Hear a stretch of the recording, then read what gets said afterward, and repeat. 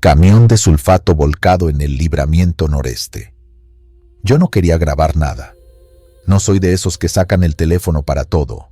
Pero esa noche, el 7 de octubre, traía el soporte pegado al parabrisas porque mi esposa me había pedido que le mandara videos del camino. Para verte, para saber que estás bien. Y mira qué ironía. Lo que se subió después, lo que todos vieron, no fue un "ya casi llego", sino el principio de una leyenda de carretera. Venía cargado de varilla desde San Juan del Río, rumbo a Paseo. El libramiento de Chichimequillas se abre como una cinta tensa en la oscuridad. A la izquierda, manchones de luz de ranchos. A la derecha, pura negrura y el viento rebotando en la cabina. Eran las 10 y algo, y yo había bajado el volumen del estéreo porque el motor me vibraba diferente, más grave. No era nada raro. En la noche todo suena más cerca. Unos kilómetros antes del entronque vi las luces de un tráiler a lo lejos.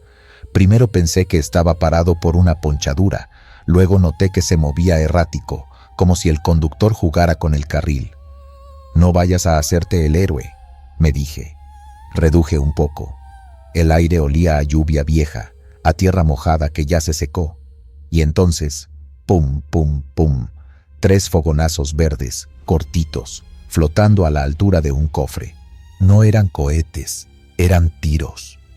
Me quedé frío, las manos sudadas, el cinturón clavándose en el hombro. El tráiler de adelante aceleró. Yo también, pero con prudencia, pegándome al acotamiento. Las luces intermitentes de un coche chico aparecieron por un segundo y se metieron por la derecha, pegadito a la defensa del tráiler, como perro a las llantas. Más tiros. Los casquillos tintinearon contra el pavimento. Ese titití metálico que no se olvida. Quise marcar al 911, pero el dedo me temblaba. En la cámara quedó todo. La estela de chispas, el brinco del tráiler, un bandazo que casi lo saca del carril. No alcancé a ver si el conductor de atrás llevaba pasamontañas. Lo que sí vi fue al tráiler de aluminio, un cisterna bajo, con esa marca blanca de químicos en la lateral. Lo supe después, sulfato de aluminio, de los que usan para tratamiento de agua. No es inflamable, pero es polvo fino que se mete en todos lados. En el momento solo sentí que el aire se hacía áspero, como si masticaras tiza. El tráiler jaló a la izquierda, quiso corregir, y ahí fue el infierno. Se montó sobre el espaldón, rebotó 2 veces y se acostó en un golpe seco. La lámina rechinó como cuando doblas un bote de refresco gigante. De la trompa salió un aullido bajo, ese aliento del turbo cuando ya no hay carrera. Yo frené en seco. Se me clavó el estómago. El coche chico dio la vuelta en U y desapareció con las luces apagadas, como si lo hubiera tragado la noche. No recuerdo haber bajado con el teléfono en la mano, pero bajé. El polvo blanco ya estaba en el aire, primero un hilo, luego una nube. Pica la garganta, quema detrás de los ojos. «¡Ey, compadre!», grité, y la voz se me quebró. Escuché un quejido adentro de la cabina. No grito, no llanto, un quejido corto, como cuando te falta aire. Corrí con el pañuelo en la boca, la cisterna metida en la zanja, la cabina de lado, las llantas todavía girando despacio. La puerta del copiloto estaba reventada y vi un brazo que colgaba, la piel cubierta de polvo, blanca como pan. Quise jalarlo, pero la lámina estaba caliente y el sulfato ya se hacía barro con la humedad. Resbalaba. «Aguanta», decía yo, y la boca me sabía a metal. Por detrás se escucharon pasos. «¿Me ayudas?», solté sin voltear. Y los pasos se acercaron.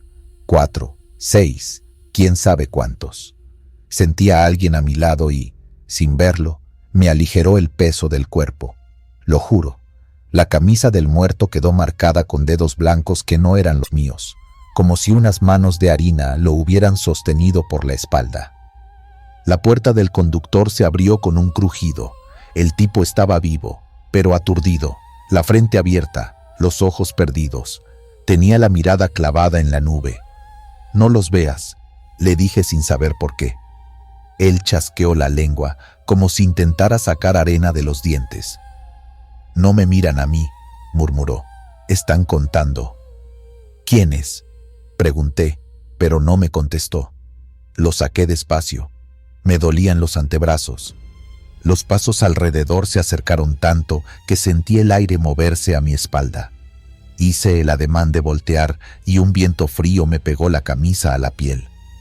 Ese frío no venía de la noche, venía de la nube. No voy a adornarlo. Me dio miedo. No ese miedo que te hace gritar, sino el que te deja mudo, el que te hace actuar y ya después preguntas. Arrastré al conductor hasta el acotamiento. «Respira por la nariz», le insistí. Tenía sangre en los labios y los ojos vidriosos. Me buscó la mano y la apretó con una fuerza rara, como si quisiera decirme algo sin palabras. Entonces se escuchó otra vez. Ti, ti, ti, los casquillos rodando. Pero ya no había tiros. Era el sulfato pegando a las piezas calientes. ¿Qué sé yo? O eso quise creer. Agarré el teléfono y marqué. En el video se oye la operadora y mi voz ronca dando ubicación. También se escucha algo más, como murmullo de gente en misa.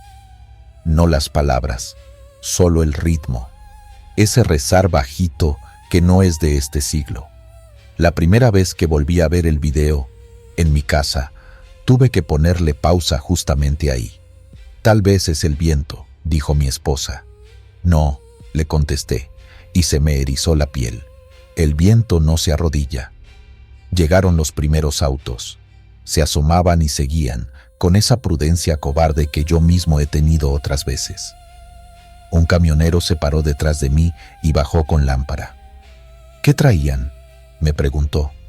«Químico», dije. «No te acerques sin pañuelo».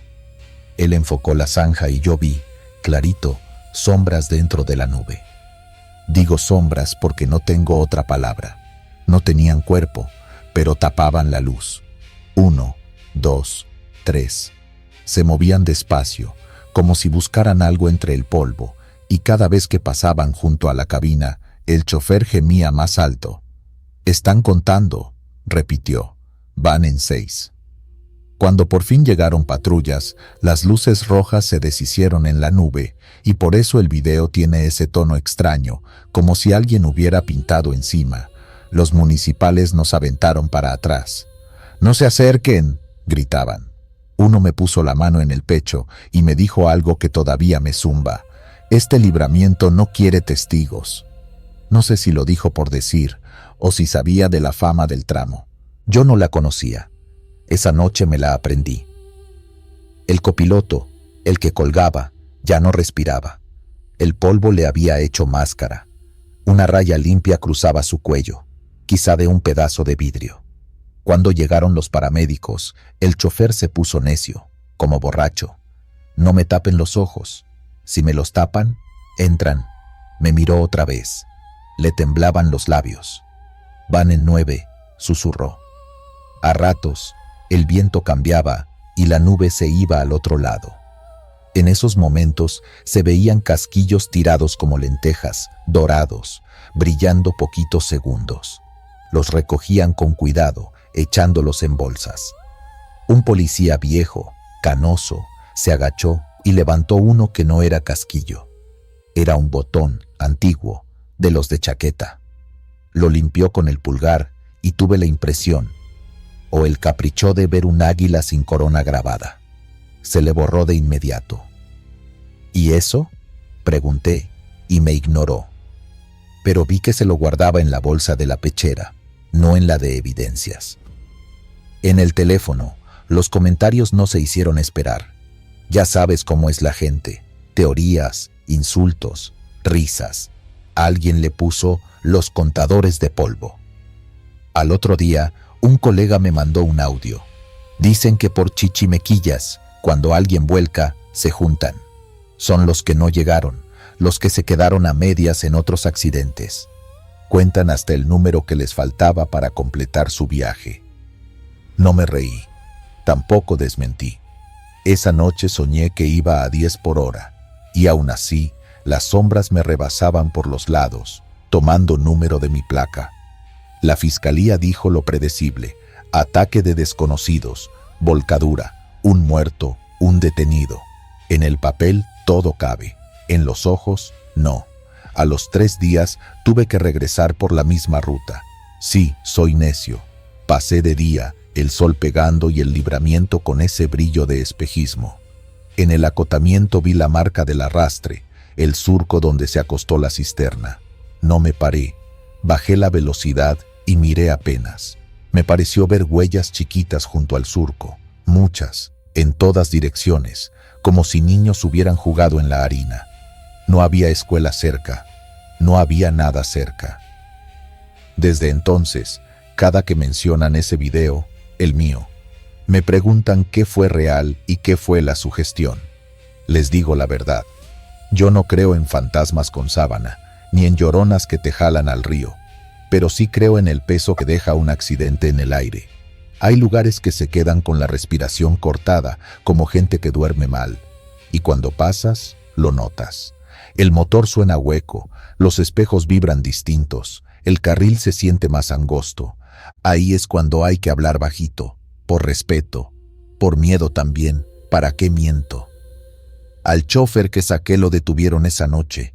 No sé en qué acabó su asunto. Me dijeron que en la ambulancia siguió diciendo números, cada vez más fuerte, hasta quedarse dormido. Van en 12, ya no caben. Nadie supo quiénes eran ellos. A veces pienso que ni él lo sabía. Solo describía lo que sentía, presencias a su alrededor, tocándole la cara con manos frías. Lo de las manos no es invento. Cuando llegué a mi casa y me quité la camisa, tenía marcas blancas en los antebrazos, como dedos. Mi esposa las vio. «Te agarraste de la tolva», me dijo, queriendo calmarme. Asentí, pero por dentro sabía que no habían sido las mías. «No le pongas efectos a esto, no le metas música de susto. Si compartes el video, deja el audio tal cual. Se escucha mi respiración, la operadora pidiéndome calma, los casquillos que no eran casquillos, y ese rumor de voces viejas, como si hablaran detrás de la pared. Si lo oyes con audífonos, vas a notar una cosa curiosa. El murmullo sube cuando alguien dice volcó, muerto, casquillos. Cuando alguien dice ayuda, aguanta, baja un poco. Puede que sea pura coincidencia. A mí, que estuve ahí, me suena a otra cosa. No te voy a decir que no pases por el libramiento noreste. Cada quien tiene su ruta. Lo que sí te digo es esto. Si ves polvo levantado donde no hay viento, no aceleres ni frenes de golpe. Mantén la línea, respira por la nariz y no mires fijo a lo que se mueve adentro. Y si escuchas que cuentan, no cuentes tú. Parece un juego, pero no lo es. En carretera, las palabras se gastan más rápido que los neumáticos. Hay términos que llaman. Contar es uno de ellos. Yo sigo manejando. Ya no llevo el soporte de celular en el parabrisas. Lo pongo abajo, junto a la palanca. Siento que así el camino me mira menos. De noche, paso por Chichimequillas y apago el estéreo por respeto. Cuando vuelvo a ver mi propio video, porque sí, lo he vuelto a ver, buscando explicaciones tontas, me fijo en un detalle que casi nadie comenta. En el minuto 3, cuando la nube tapa la cabina y luego se aparta, por un segundo se ven marcas en el vidrio, como números de tiza borrados. No son placas ni grafiti. Son líneas cortas separadas de 5 en 5, como cuando cuentas presos en una bardita. No vuelven a salir en el clip. No las pude recrear ni con filtros. Están ahí, un segundo, y luego desaparecen. No sé si eso es prueba de algo. La verdad, no me interesa convencer a nadie. Solo quería dejar mi versión, no para asustar, sino para que entiendan por qué algunos dejamos flores en un acotamiento donde no conocimos a nadie. No es por el morbo, es por si vuelven a pasar, para que no se sientan tan solos. Y porque, desde aquella noche, cada vez que entro a un tramo silencioso, con polvo en el aire y el motor tranquilo, siento que alguien se me sienta al lado, justo donde va el copiloto. No pesa, no habla, no estorba, solo está. A ratos me parece que marca con el dedo en el empañado del vidrio, como si quisiera hacerme una cuenta. 1, 2, 3. Hasta que recuerdo mi propia regla y, sin maldecir, sin rezar, sin héroes, pongo la vista al frente, aprieto el volante y dejo que esa mano se deshaga sola, como el polvo, como todo lo que se queda en Libramiento cuando amanece. Cuerpo sin vida en Cancún, Quintana Roo. Yo no tenía nada que ver con ese tráiler. Lo digo de entrada para que no piensen que esto es un intento de limpiar culpas. Soy chofer de una empresa chica que hace fletes entre Puerto Morelos y la zona hotelera. A veces agarro descanso sobre la avenida Guayacán porque el aire de la selva baja y pega rico por las noches. Ese domingo, 25 de agosto, me detuve cerca del Camellón, a la altura de unos lotes baldíos y una cafetería que solo abre por las mañanas. Todavía había sol, pero de ese que cae a plomo y se pega a la piel. El pavimento vibraba por el calor. Olía a gasolina y manglares.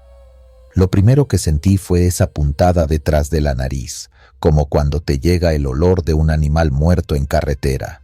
No era fuerte al inicio, más bien un hilo de peste que cruzaba el viento.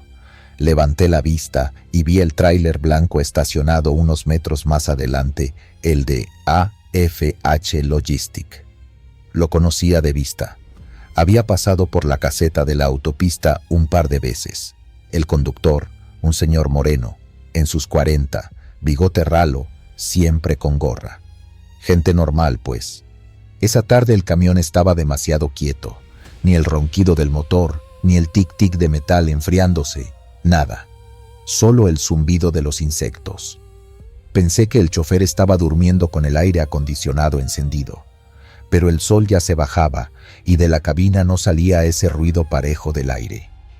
Me bajé a comprar agua en la tiendita de la esquina y, al volver, el olor ya no era un hilo. Era una sábana densa que se te pega en la lengua. Lo describo así porque lo sentí literalmente en el gusto, como óxido y dulce podrido al mismo tiempo. Me sudaron las manos. Dejé la puerta abierta de mi camión y me acerqué. La cabina del tráiler tenía las cortinas corridas. En el estribo, al lado de la puerta del conductor, vi moscas. Muchas, negras, brillosas. No daban vueltas, estaban paradas y no parecía molestarles nada. Toqué con los nudillos el vidrio, como si fuera a ofrecerle un café a un vecino. Nada. Di otro golpe, más fuerte. Escuché algo adentro, un crujido, como si rozaran plástico contra tela. Fue un sonido chiquito, pero lo escuché clarito, quizá porque yo ya iba predispuesto. «Oiga, compa, ¿todo bien?», dije. Y ahí sí, un golpe seco contra la pared de la cabina. 3 veces. Pausa. Otras 3. Me eché para atrás, lo juro. Se me erizaron los brazos como con electricidad. No soy cobarde. He visto accidentes, gente lastimada en carretera, perros atropellados. Es feo, pero uno se curte. Sin embargo, lo que sentí fue diferente. No era miedo a ver sangre. Era esa sensación sin nombre de que uno está de más en un lugar. Miré alrededor. 2 señoras caminaban con bolsas de mandado. Un guardia privado fumaba bajo la sombra flaca de un árbol. Le hice señas al guardia. Vino lento, como pensando que iba a pedirle fuego. Señalé las moscas. Él frunció la nariz y llamó a su supervisor por radio. «Huele mal», dijo, y en minutos se juntaron 3 curiosos más. Uno comentó que el tráiler llevaba ahí desde el sábado. Otro dijo que escuchó la noche anterior un portazo. Alguien marcó al 911. La operadora pidió si veíamos a alguien adentro, si había armas a la vista, si el motor estaba encendido. Contestamos que no. Nos pidieron esperar a la patrulla. El guardia, que ya le había entrado el nervio, se encaprichó con la idea de que el chofer estaba desmayado. «Dale otra tocadita, pero suave», me dijo. Me acerqué de nuevo. «Oiga», Compadre, silencio. Ni un mosquito dentro. Todo quieto. Y luego, como si la cabina respirara, el olor se hizo más fuerte por un segundo, y el calor que me pegaba en la cara bajó de repente, como si abrieran la puerta de un refrigerador. No me lo invento. Fue un golpe frío, y luego otra vez sopló el aire caliente de la calle. Miré mis brazos, piel de gallina. El guardia se persignó. Llegaron la patrulla y una moto. Bajaron 2 policías municipales, una mujer y un hombre, y se acercaron con esa mezcla de rutina y fastidio que dan los reportes de vehículo sospechoso. Una señora les dijo, apretándose la nariz, «Huele a muerto». La mujer policía miró sin hacer gesto y sacó su linterna. Golpeó el vidrio, se asomó por un hueco en la cortina. El otro agente rodeó el tráiler. Yo me quedé ahí, tonto, agarrado del barandal del camellón, con la idea de irme, pero sin poder dar el paso. Fue rápido y lento a la vez. Pidieron apoyo. Llegó otra patrulla, luego la ambulancia. El paramédico que bajó era flaco y alto. En cuanto abrió la puerta de la cabina con una herramienta, no sé qué hicieron, se escuchó un chasquido metálico. El olor salió como un golpe. Varios dimos 2 pasos atrás. La mujer policía dijo, «Nadie se acerque». Dentro, entre las cortinas y los asientos, se alcanzaba a ver un bulto cubierto con sábanas. Sábanas blancas, de esas delgadas para hoteles baratos. Un hombro oscuro asomando. Un brazo tatuado hasta la muñeca. El paramédico entró con un cubrebocas grueso y guantes. Se escucharon instrucciones breves. Toma signos, registra, no hay pulso, cuerpos de seguridad en espera. Yo no podía apartar los ojos de una cosa rara. Del lado del copiloto, pegada al vidrio, había una marca como de mano. No limpia, no perfecta. Era una mancha irregular, como de sudor y polvo. Una mano pequeña. Piensen en la mano de un niño, de esos de primaria. Uno de los policías también la vio y se quedó fijo. Después, cuando contaríamos lo ocurrido, nadie querría hablar de esa marca. Dirían que seguro fue algún curioso. Pero en ese momento todavía no había entrado nadie por ese lado. Sacaron el cuerpo con cuidado. Se movían con esa formalidad torpe que obliga el espacio estrecho de una cabina. El paramédico dijo algo que me quedó girando. «No está fresco». Luego hablaron de golpes, de heridas, punzantes. Escuché, y el estómago me dio un vuelco. A mí, que siempre manejo solo en carreteras oscuras, la palabra punzantes me perforó la cabeza como una aguja. El chofer no era mi amigo, pero era de los nuestros. Eso alcanza para doler. Un señor de camisa azul llegó jadeando. Dijo que era vecino y que el camión llevaba ahí desde el sábado en la tarde. Nadie lo vio moverse. Esa noche escuchó algo como si cerraran de golpe una puerta metálica y luego silencio. Ahorita que lo recuerdo, ese detalle se me juntó con el sonido que yo escuché antes. 3 golpes. Pausa. 3 golpes. ¿Coincidencia? Puede ser. Pero cuando pasan cosas así, uno empieza a acomodar piezas en la mente como si armara un rompecabezas deprisa, con piezas que no encajan del todo. La policía acordonó la zona. Llegó una camioneta de una funeraria, luego la gente de investigación. Uno de ellos, de guantes negros, sacó una cámara y fotografió la cabina, el piso, las huellas. Una cosa más me llamó la atención. En el tapete del lado del copiloto había arenita, no polvo, no tierra del camino, arenita fina, de playa. Me dirán que estamos en Cancún, que eso no es raro, pero la Guayacán no es la playa, y el chofer no tendría por qué subirse con los zapatos llenos de arena húmeda a la cabina. Olía a sal, juraría.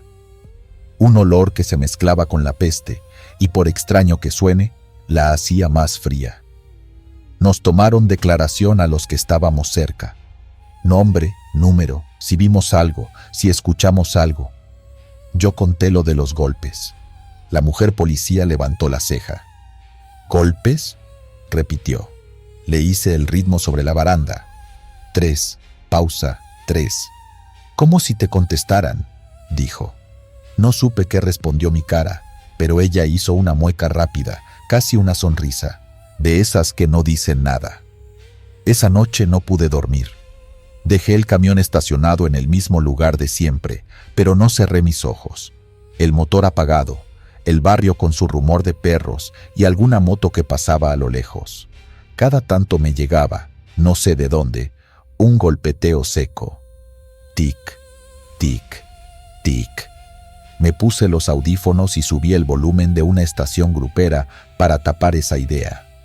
A las 2 de la mañana, una notificación en el celular. Un video. No diré quién lo mandó ni de dónde salió. La pantalla temblaba, grabación vertical, noche, la misma avenida. El tráiler de AFH Logistic con las cortinas corridas. En el vidrio del copiloto, por dentro, algo se movía. Al principio, juro, creí que era un reflejo, pero luego vi la línea de una mano deslizarse, demasiado lenta, como si la piel arrastrara humedad. No terminé el video, lo borré. Pueden pensar que exagero.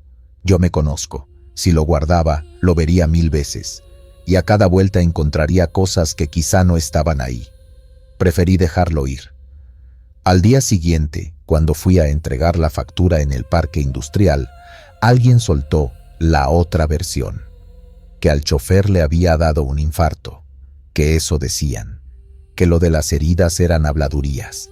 A mí se me revolvió el estómago otra vez, no por incredulidad, sino por esa cosa tan humana que es querer darle una explicación limpia a lo que da miedo.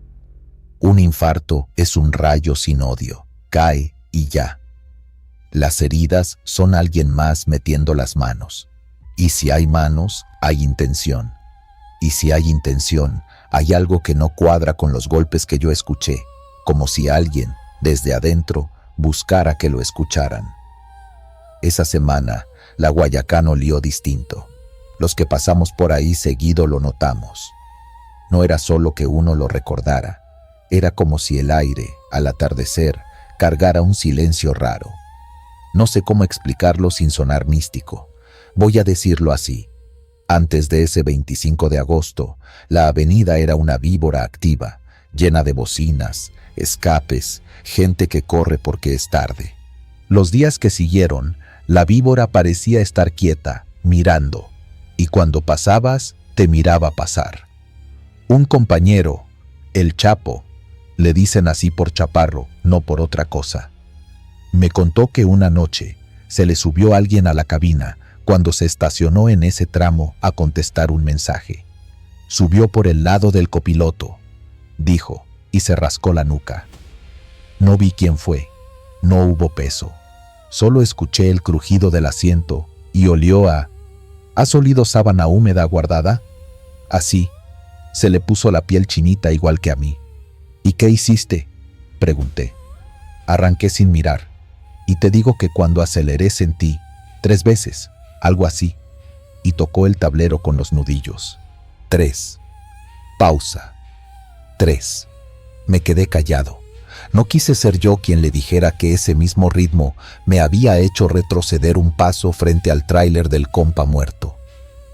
Después, cuando la noticia ya corría en grupos y estaciones locales, empezaron los adornos. Que si una mujer de vestido blanco se sube a las cabinas, que si el chofer recogió a alguien de la carretera y lo último que se escuchó en la radio fueron risas pasito, que si vieron en la madrugada a un hombre parado sobre el estribo mirando hacia adentro, pero cuando se acercaron no había nadie. La gente arma historias, es inevitable. Yo intento quedarme con lo que viví, que ya de por sí me alcanza. El olor como una pared, el frío que pegó por segundos, la marca de mano pequeña en el vidrio, la arena en el tapete, los golpes con ritmo. Esto que cuento no lo digo para asustar, lo digo porque me lo sigo repitiendo para entenderlo. En carretera hay cosas malvadas que llevan nombre y cara, asaltos, extorsiones, gente dispuesta a lastimar por una caja de mercancía. pero también hay rincones donde el aire se guarda una memoria rara. La Guayacán, a esa altura, en esos días, se quedó con algo. No sé si es el susto de los que descubrimos el camión, si es el rumor de la muerte pegada a las paredes, si es puro azar. Solo sé que desde entonces, cuando paso por ahí y el sol ya ha bajado, apago la música un momento, bajo la velocidad y escucho. No para oír golpes, Dios me libre, sino para medirle el pulso al lugar. Uno aprende a sentir el ambiente como si fuera otro motor. Cuando cascabelea, cuando se ahoga, cuando está parejo. La Guayacán, desde esa tarde, ya no suena parejo. La última vez que me detuve, hace una semana, fue porque el tráfico se apretó. Adelante, una patrulla tenía a un sedán detenido, nada grave. El cielo estaba de un azul limpio, con esas nubes que parecen raspadas a cuchara. Apoyé la frente en el volante y cerré los ojos un segundo. Sentí el sudor correr por la ceja. Entonces, leve, llegó a mi nariz un olor salado, limpio, como de toalla que se seca al sol. Abrí los ojos con ganas de reírme de mí mismo por paranoico. En el vidrio del copiloto, por dentro, había una marca ovalada, fresca, como cuando apoyas la frente. Me quedé helado. La limpié con el dorso de la mano sin pensarlo y se hizo más grande, como si hubiese corrido el vaho. Encendí el motor. Avancé en cuanto se despejó. Miré el retrovisor una vez, dos. Atrás, el tramo donde estuvo el tráiler me pareció más corto de lo que recordaba. Hay quien dice que el conductor murió de un susto, que el corazón se le fue. Otros hablan de cuchilladas, de golpes, de que taparon el cuerpo con sábanas para que nadie lo viera por la ventana. Yo no sé cuál versión se quedará en el expediente. Lo que sé es que, desde ese día, cada que alguien cuenta una anécdota de la Guayacán, aunque sea mínima, escuché algo. Vi una sombra. Olía raro. La gente baja la voz y mira al copiloto sin querer, como si esperaran, quién sabe por qué, que desde adentro alguien respondiera con los nudillos. 3 veces. Pausa. 3. Si vas a manejar por esa avenida de noche, no te voy a decir que le reces a nadie ni que cargues amuletos. Te diría algo más sencillo. No te estaciones sobre el tramo vacío por puro cansancio. Mejor date una vuelta, aunque pierdas unos minutos. Si te llega el olor y no encuentras de dónde, no te quedes a buscar. Y si escuchas golpes con ritmo de respuesta, no te pongas valiente. Arranca, acelera. Porque si hay algo que aprendí ese 25 de agosto es esto. Las carreteras no solo guardan llantas y manchas de aceite, guardan historias, y algunas, cuando se quedan atoradas en un lugar, no te llaman por morbo, te llaman por compañía. Y la compañía, en la cabina, no siempre quiere bajarse cuando tú decides. Muerte en la gasolinera de Altamira, Tamaulipas. Yo estaba de turno esa noche, la del 12 de agosto. Era el horario feo, de 10 a 6, cuando la carretera se queda como vacía pero no del todo, y lo que se mueve parece que no quiere que lo vean. La estación queda a unos kilómetros del puerto.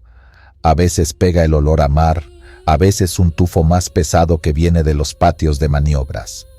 En la tienda el aire acondicionado tiembla y hace un zumbido constante, como si alguien respirara encima del techo. Uno se acostumbra, o cree que se acostumbra. El operador llegó poco antes de las 11. Venía solo en un tortón blanco con lona azul. Estacionó junto a las bombas y tardó en bajarse, como si se le hubieran dormido las piernas. Entró a pagar diésel, pidió un café de máquina y preguntó por los baños. Lo recuerdo porque habló sin mirarme. Tenía los ojos rojos, de cansado o de alergia, no supe. ¿Los baños?, me dijo. Le señalé el pasillo con la mano. El café quedó humeando en el mostrador y chorreó una gota que se quedó colgando del borde del vasito. Se me clavó ese detalle. La gota, quieta, temblando. No pasaron ni 5 minutos cuando entró una pareja de clientes casi corriendo. Oye, creo que a un señor le pasó algo en los baños, dijo la mujer, con la voz rota. El hombre asentía. No responde. Dejé la caja a un lado y me fui con ellos. El pasillo olía a cloro y a humedad vieja. Siempre huele así, pero esa noche estaba más fuerte. No sé si lo imaginé, pero juraría que el foco del pasillo parpadeó cuando pasamos.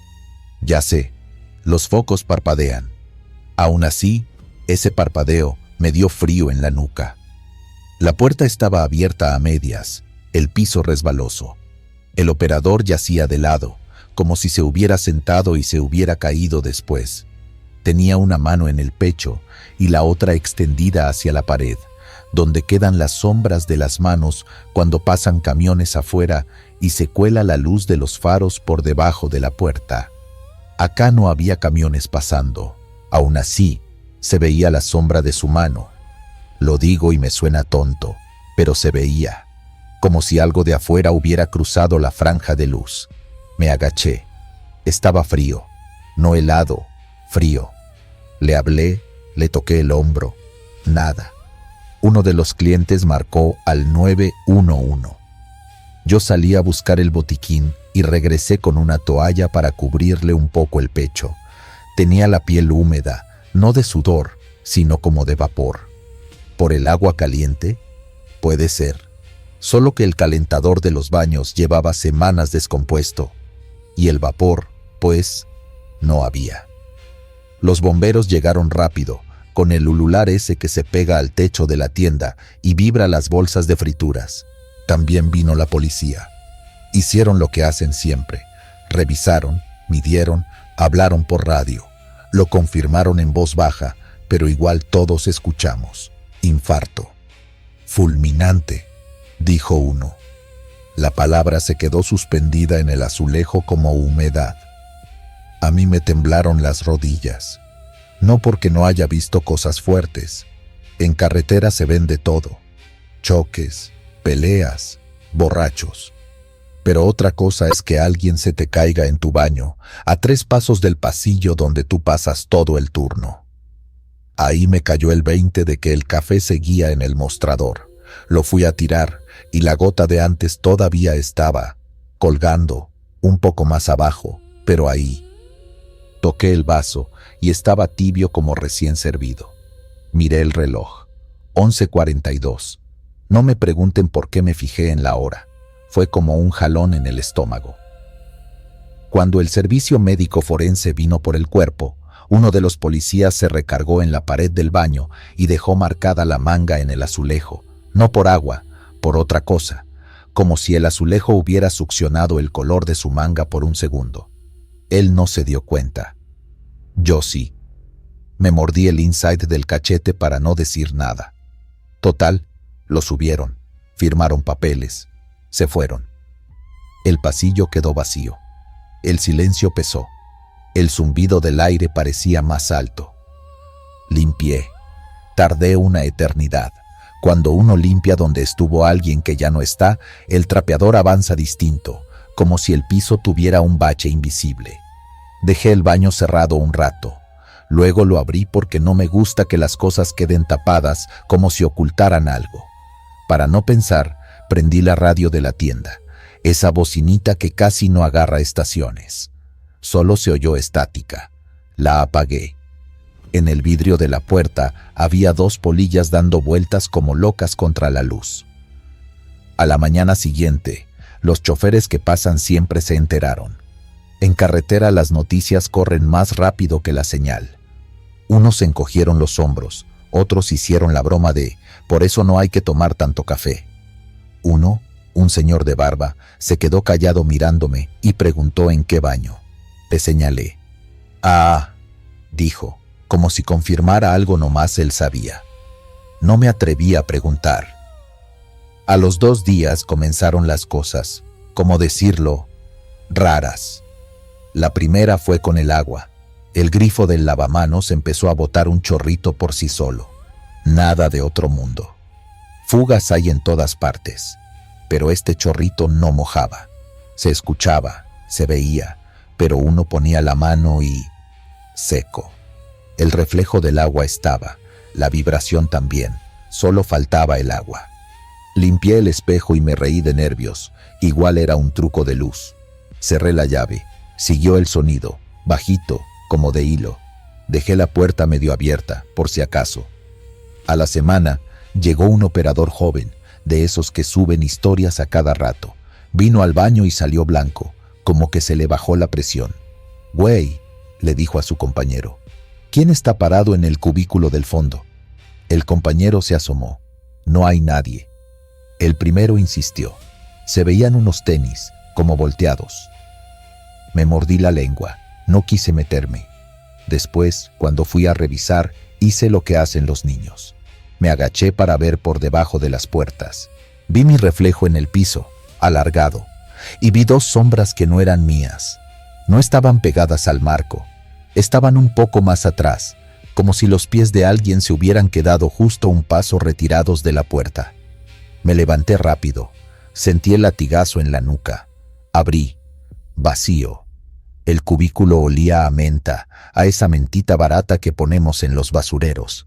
Y, por encima de todo, olía a mar. ¿Por qué iba a oler a mar en un cubículo sin ventana? No conté nada. A veces es mejor que uno mismo se diga, ya, estás cansado. También empezó a fallar la cámara del pasillo. El técnico dijo que era humedad. Seguro. Sin embargo, el cuadro se rayaba justo cuando alguien entraba al baño de hombres. Al de mujeres no. Al de hombres sí. Y la raya tenía forma de fibra. Una línea curva que parecía un electrocardiograma. Cada que pasaba un operador, la raya se aceleraba. Luego, cuando salía alguien, la línea se enderezaba y quedaba plana. No lo vi solo yo. El guardia nocturno la señaló con el dedo, frotándose el bigote sin decir nada. Luego apagó el monitor y me dijo con una sonrisa que ni él se creyó. Es la humedad. Una tarde se cortó la luz 2 segundos. Solo 2. Las bolsas de frituras hicieron un chasquido. Cuando regresó, el reloj de la pared marcaba otra vez 11:42. ¿Qué tan común es que un reloj se resetee siempre a la misma hora? Me di el gusto de pensar que era una falla específica, algún tope interno. Después supe que la hora del reporte en el sistema, cuando el 911 registró la llamada, también fue 11:42. No tiene nada de raro. Coincidencia. Pero ya con todo lo demás, me empezó a dar rabia. Sí, rabia. Porque uno quiere que el mundo sea sencillo. Alguien se cansó, le tronó el corazón, llegaron los bomberos, se acabó. Y a veces el mundo se empeña en quedarse colgado de una gota que no cae y de una hora que no avanza. Las anécdotas siguieron como moscas. Un chofer dijo que al posicionar el tráiler frente a la bomba, sintió que alguien le empujó el hombro hacia atrás, como para que no bajara todavía. Otro juró escuchar que le hablaban desde el pasillo, bajito, «Compa, no entres», con ese tono que no suena a advertencia sino a súplica. Una madrugada me tocó a mí. Andaba contando inventario y oí que alguien abrió la llave del lavamanos. Ese chorrito tonto. «Ya voy», grité, por no sentirme cobarde. En el espejo se reflejó la puerta, y detrás de la puerta, un reflejo más, atrasado, como los filtros malos de celular. Mi cara abrió la puerta medio segundo después que yo. Sí, suena ridículo, pero vi mi gesto repetido con retardo, vi el mismo parpadeo con retraso. Me acerqué al vidrio a tal grado que sentí el aliento volverme. Puse el dedo en el espejo. Mi reflejo no lo puso. Luego, como si se arrepintiera, lo puso. Y me miró con mis propios ojos. No fue un susto de película. Fue peor, una descoordinación. ¿Cuántas veces al día confiamos en que lo que vemos nos obedece? Cuando no obedece, se rompe algo adentro. Llamé al supervisor y pedí que cambiaran el espejo. Lo quitaron. Detrás había humedad dibujando un mapa de manchas. En medio se formaba una figura rara, como un puerto visto desde arriba. Curvas, canales, una especie de bahía abierta. No supe si estaba sugestionado. Pedí que pintaran. Pintaron. A la semana la mancha regresó, un poco más arriba, como si escalara.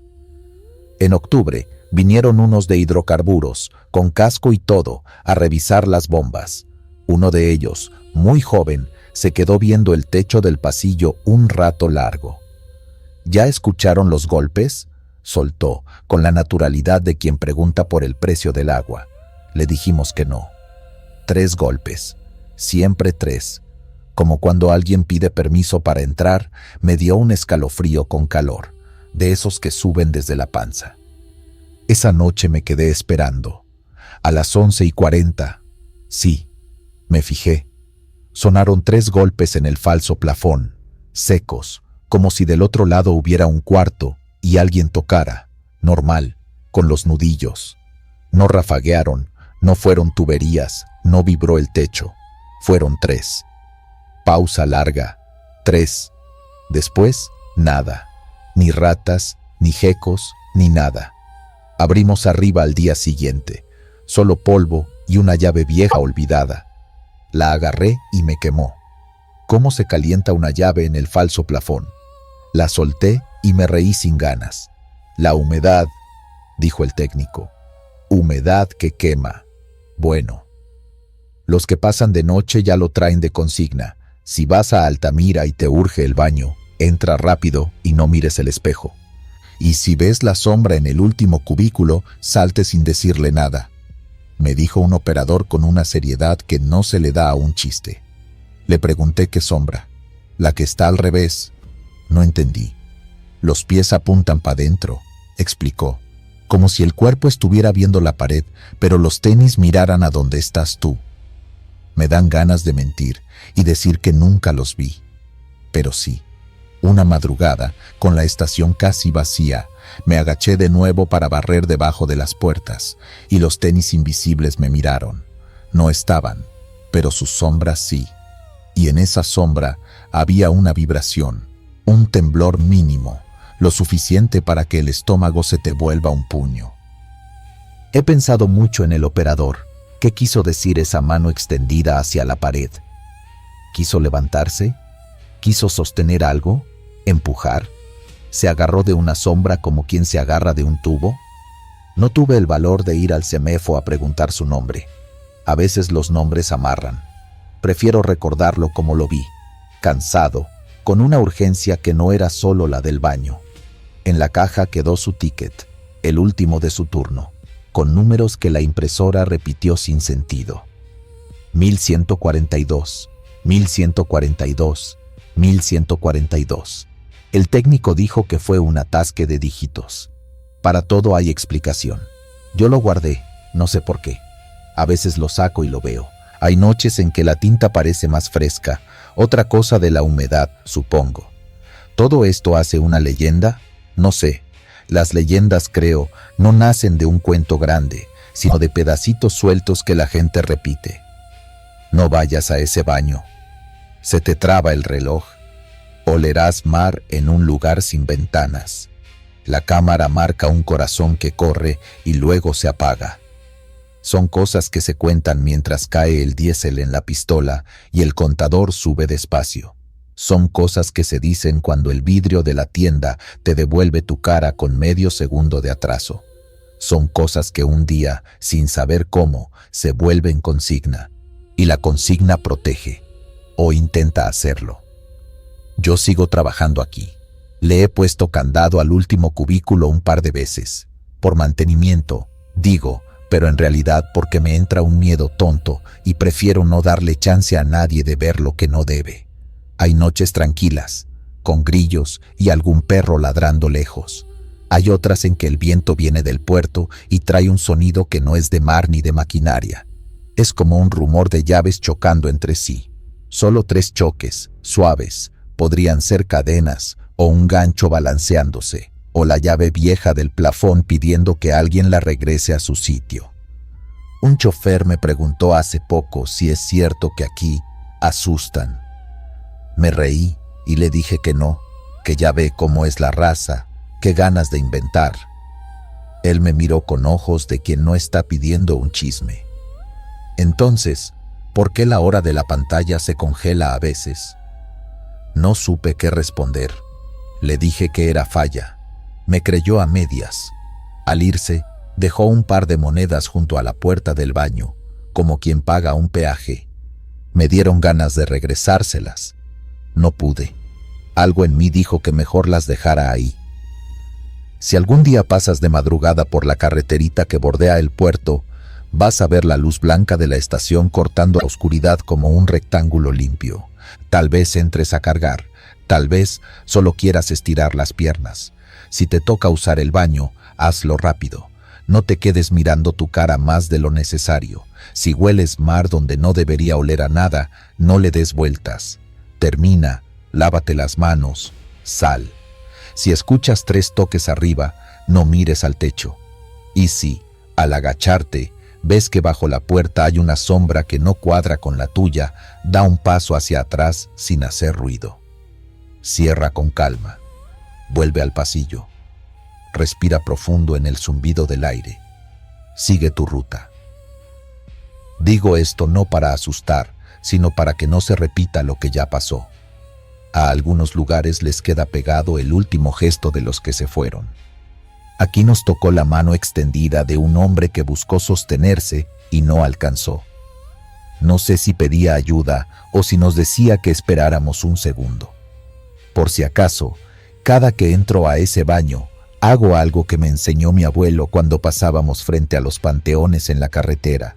Bajo tantito la vista y pienso, con permiso. Luego levanto la cabeza y sigo. No cuesta nada. Y si no sirve, al menos te recuerda una cosa que a veces se nos olvida. En la ruta, todos estamos de paso, y hay noches en que lo que nos abre la puerta no siempre está de este lado. Hayan muerto a un chofer en la central de abastos de Iztapalapa, CDMX. Yo trabajo de noche en la central, entre el olor dulce de la fruta pasada y ese tufo a diésel que se te pega en la ropa. Me conocen como Chava, el de los diablitos. Ese 2 de julio todavía lo recuerdo con un detalle que no me deja. La sensación pegajosa en la nuca, como si el aire tuviera manos. La madrugada venía pesada, sin viento, y en el andén 4 los focos parpadeaban lo justo para fastidiar la vista. No había gritos ni regateos. Solo el zumbido de las cámaras frías y uno que otro portazo de caja seca cerrándose mal. El tráiler llegó antes de que dieran las 3. Blanco, con placas limpias, caja larga, de esas que parecen vagones de tren. El chofer, un hombre de unos 40 y tantos, se bajó con movimientos tranquilos. Miró a todos lados como quien quiere recordar algo y no lo encuentra, y volvió a subir. No encendió intermitentes. Tampoco buscó cargadores. Nada. Quedó estacionado según el reglón, derechito, sin molestar a nadie. A veces pasa, llegan, se echan un coyotito y amanecen para descargar. Cada quien su cansancio, pensé. Pero amaneció y el camión no se movió. El sol pegó pronto y el calor subió como si alguien lo estuviera empujando desde el suelo. A media mañana ya olía a papaya reventada, a sangre de pescado, a sudor de jornada larga. ¿De quién es ese tráiler?, preguntaron 2 veces, 3. Nadie supo. Yo lo vi y me dije que el señor estaría lidiando con papeleo, con la bodega, con el teléfono sin señal. La vida de aquí es puro enredo. Y sin embargo, hubo un detallito que me jaló. Una botella plástica aplastada tirada junto a la puerta, con un hilo de agua seca marcando el piso, como si la hubiera dejado caer a medias, por accidente. No le di más vueltas. Pasaron los días. El camión seguía ahí, imperturbable. Le dejaron lonas encima para que el sol no curtiera las llantas. Un guardia tocó la puerta con los nudillos. «Jefe, ¿todo bien?» Silencio. Otro, más valiente, se subió al primer peldaño y miró por la ventana. «Se ve oscuro», dijo. ¿Qué otra cosa iba a ver si el polarizado era viejo? Nos reímos flojo, de compromiso. Eso hacemos mucho aquí. Nos reímos para espantar la inquietud. La noche del 4.º día, El frío de las cámaras nos soplaba por ratos, y entre ese aire helado y las charolas de hielo derretido, el andén 4 parecía respirar. Yo estaba moviendo cajas de plátano cuando escuché algo que no era viento. Un carraspeo bajito, como el de alguien que se le atora la saliva. Me paré en seco. No venía de los locales ni de los baños. Vino del tráiler. Fue un sonido corto, con ese final húmedo que da pena oír. Se me enchinó el cuero. Caminé hacia la cabina, conté mis pasos para no pensar. 1, 2, 3, 4. 12 pasos exactos desde mi puesto hasta el estribo. Toqué una vez, 2, 3. Nadie contestó. «Chava, ¿qué haces?», me gritó el pato, el de los costales de cebolla. «Creo que hay alguien adentro», dije, y mi voz no sonó como yo esperaba. Sonó apagada, un poco prestada. A las pocas horas, ya en turno de tarde, el encargado de Protección Civil recibió el chisme. Vinieron con sus chalecos, su libreta, sus guantes de nitrilo. No traían prisa, pero tampoco se hacían los tontos. Uno de ellos apuntó placa, horario, posición del camión. Otro, más serio, olió el aire con desconfianza, como si buscara una pista en el olor mismo. «Se siente pesado aquí, ¿no?», comentó. Nadie respondió. A veces las palabras estorban. Abrieron la puerta con cuidado. La bisagra cantó finito. Yo me aparté medio paso, por si las moscas. No vi todo, pero vi suficiente. El hombre estaba tendido sobre los asientos, de lado, como quien se inclina para alcanzar algo que se le cayó. No había golpes a la vista, no había sangre. Tenía la piel de un color grisáceo que no es de vivos. El paramédico apoyó 2 dedos en el cuello. No sé por qué lo hizo si ya sabíamos. Luego miró alrededor buscando señales de otra cosa, pero no había nada. Ni un vidrio roto, ni un rastro raro. Solo la cabina ordenada, los papeles en la guantera, una bolsita con pan Bimbo, café instantáneo, un rosario colgando del espejo retrovisor. Ese rosario, al moverse, hizo un tintineo mínimo que me atravesó el pecho como alfiler. «Sin violencia aparente», dijo uno, y el otro anotó. «No hay desorden, no hay robo». Yo estaba sudando frío, y eso que afuera el calor aflojaba. «Probable broncoaspiración», dijo otro, en voz baja, como si el término causara respeto. Lo miré sin entender bien. «Se pudo ahogar con su propia saliva o con algo que comió», me explicó casi en susurro. Asentí como si supiera, pero por dentro la cabeza me daba vueltas. ¿Ahogarse ahí, tan cerquita de todos nosotros? ¿Morirse quieto en mitad de la central mientras el mundo sigue haciendo ruido? La noticia corrió sin que nadie la contara. A media tarde ya todos caminábamos más despacio al pasar frente al andén 4. La cabina quedó abierta un rato, y había un olor sutil, no a muerte todavía, sino a calor encerrado, a plástico caliente, a ropa usada sin secar. Fue el momento exacto en que la historia empezó a torcerse, no por morbo, por necesidad. Aquí, cuando algo duele, lo volvemos relato. Es la única forma de que no nos aplaste. La primera noche después de levantar el cuerpo, un camionero viejo, don Lucho, juró que escuchó al hombre toser de nuevo. «Si lo oí clarito, carajo», dijo, cruzado de brazos, terco, con ojos de cansancio. Nadie lo contradijo.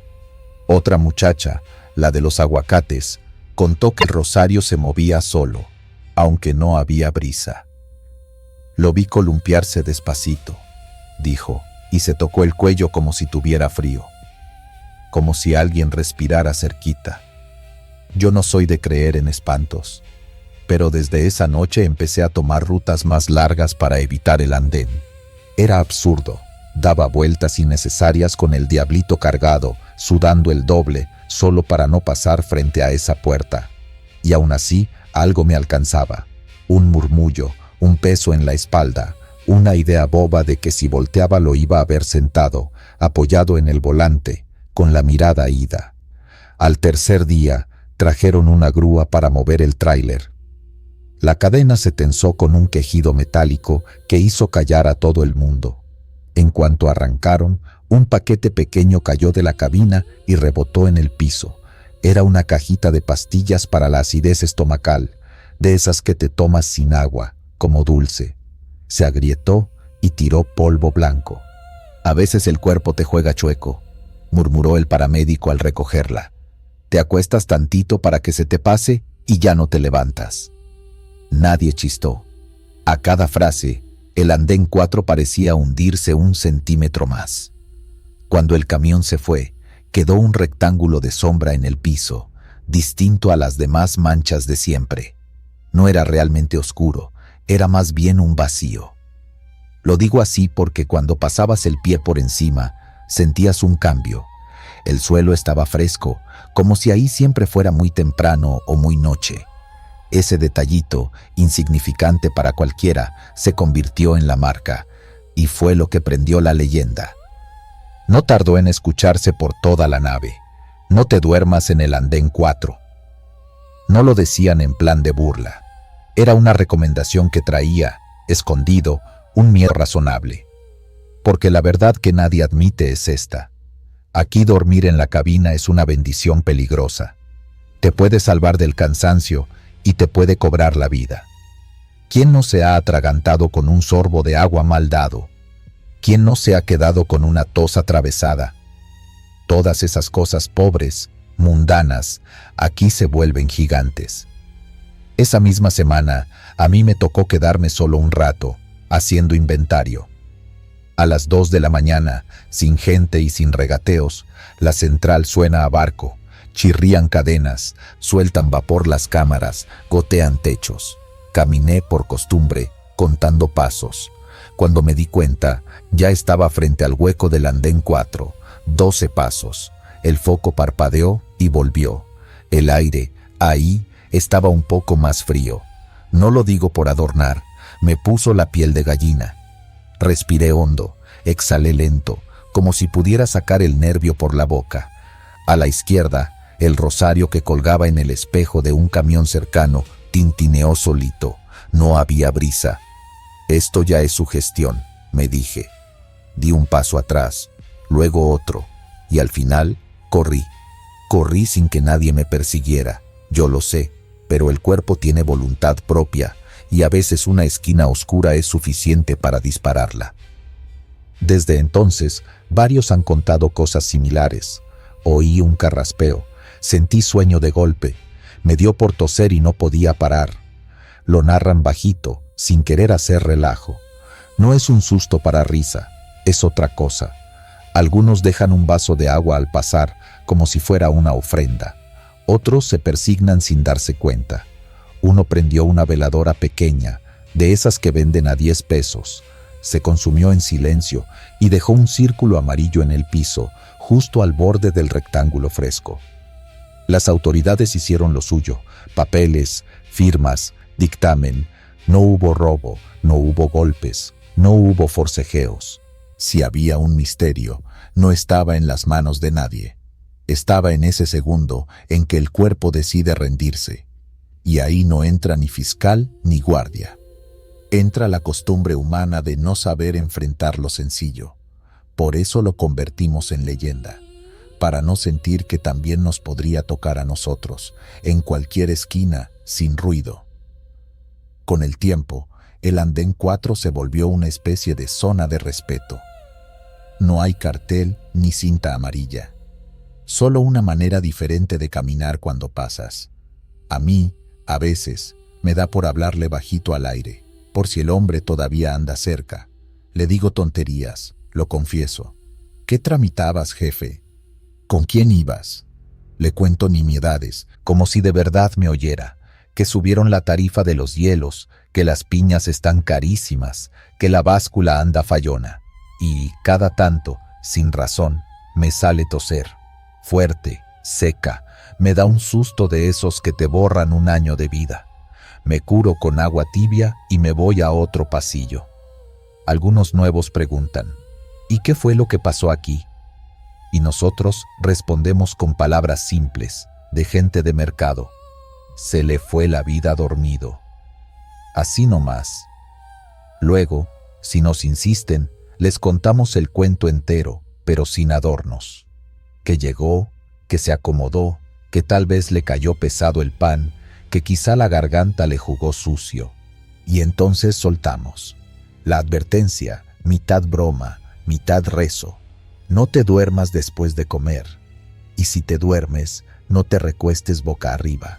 Y si te recuestas, que alguien te despierte. Y si nadie te despierta, no te vayas al andén 4. ¿Suena ridículo? Puede ser. Las leyendas siempre tienen algo de risa por fuera y de espina por dentro. Esta, la del chofer que no volvió a mover su camión, no se inventó con sombras ni gritos fantasmas.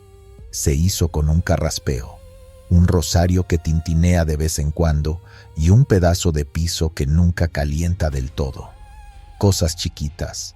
Eso la hace peor, porque nos recuerda que el miedo también se alimenta de lo cotidiano, de lo que cualquiera trae encima. Sueño, hambre, prisa, cosas que no se pueden evitar.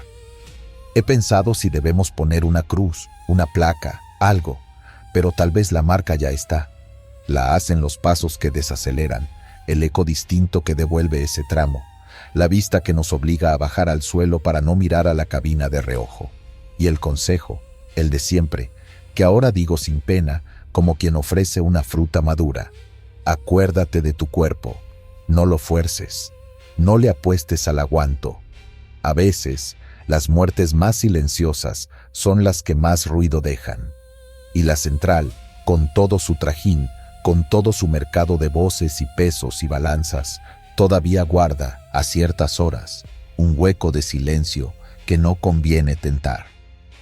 Si alguna vez vienes de madrugada y te toca cruzar el andén 4, hazlo sin prisa, pero sin quedarte. Si oyes un carraspeo detrás de ti, no voltees de golpe.